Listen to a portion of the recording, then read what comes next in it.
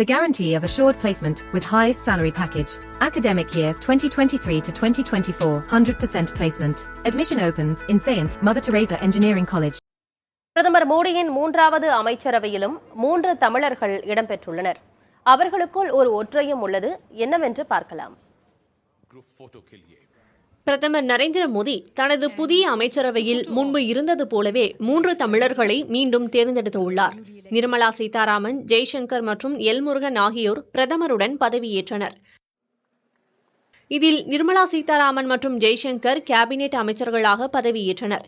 L Murugan இணை அமைச்சராக பதவியேற்றுக் கொண்டார்.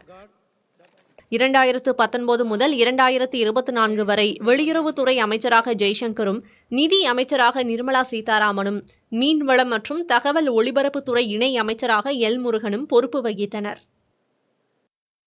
2019 ஆண்டு மக்களவைத் தேர்தலில் தமிழ்நாட்டில் பாரதிய ஜனதா கட்சி ஒரு தொகுதியில் கூட வெற்றி பெறாத நிலையில் இந்த 3 தமிழர்களும் மாநிலங்களவை உறுப்பினர்களாக நியமிக்கப்பட்டனர்.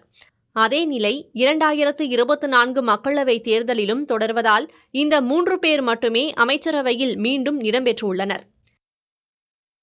நிர்மலா சீதாராமன் கர்நாடக மாநிலத்தில் இருந்தும், ஜெய்சங்கர் குஜராத் மாநிலத்தில் இருந்தும், எல் முருகன் மத்திய பிரதேச மாநிலத்தில் இருந்தும் மாநிலங்களவைக்கு தேர்ந்தெடுக்கப்பட்டவர்கள். The guarantee of assured placement with highest salary package. Academic year 2023 to 2024, 100% placement. Admission opens in Saint Mother Teresa Engineering College.